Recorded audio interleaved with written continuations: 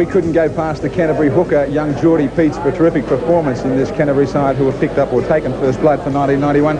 Geordi, a late opportunity for you with Steve Folkes pulling out. Yeah, mate. Willie pulled out on Wednesday, and I've been ready for it for a while. I've been waiting for Joey to leave now, and now Steve's come back, but what can I say? I just got to keep trying. Down to 12 men at half-time, Balmain. What was said by Chris?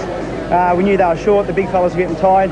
Just knew that our backs would win us the game if we held them in the forward, so that's what we done. Well, you found plenty of holes up the middle yourself, and you picked up $1,000 from our new sponsor in 91 from MMI. Thanks MMI and thanks Channel 10. Thank you. Well played. Geordi Peats also picked up 8 points in our Channel 10 Dally M Awards for 1991.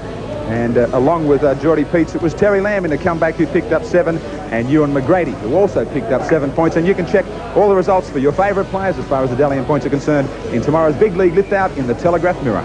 Terry Lamb was coming back from a pelvic injury, but it didn't seem to worry him much today. No, I wasn't really worried about the pelvis, Phil. I was worried about my young Matt. Sonny's in hospital with asthma, and I just thought to say g'day to Matt at Liverpool Hospital.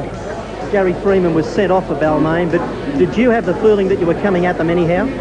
Yeah, we were playing pretty strong up there. They were going forward. They were making a few mistakes, and you could say little forwards were getting in between them and making them go backwards. Well, on a tough initiation of rugby league, having to play 47 minutes of the match with only 12 men. Yes, I don't think that's an excuse, though. I mean, it would have been nice on a day like today to have had the lot out there. But the problem was, for us, from the time we scored that try in the second half, I think we led 16-6. They then had 18 sets of 6, and we could only get 8. I mean, that's an awful lot of ball to have to continue to defend. And that eventually found us out, and we were found wanting. We certainly were found out, and I suppose there's got to be some bright lights come out of that defeat, though. Well, let me just tell you, we're not about to lie down and we're not about to surrender. I believe that this team will compete and we'll be there. Now, the important test now is a test of nerve, just because you've lost, and the dogs will bark, but the caravan has to keep moving on. And we will, and we'll turn it around next week. That's the only way you can approach competitive sport. You have to live with the result, forget about it, and get on with the next event, and we will.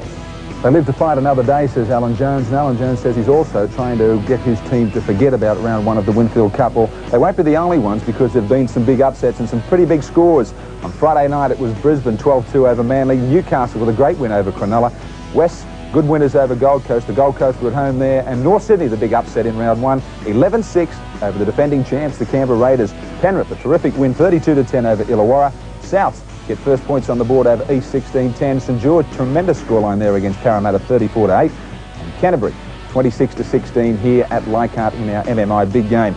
8 contenders for the minor premiership after just 1 round. St George